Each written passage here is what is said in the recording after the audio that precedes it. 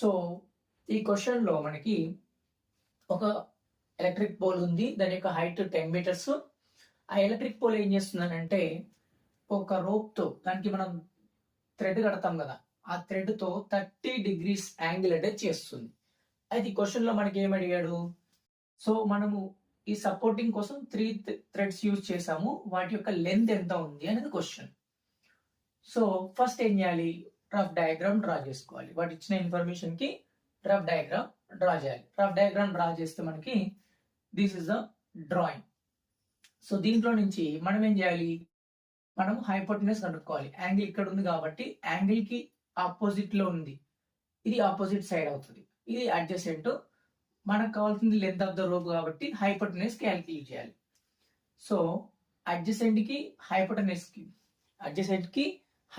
కి రిలేషన్ ఉన్నది కాస్.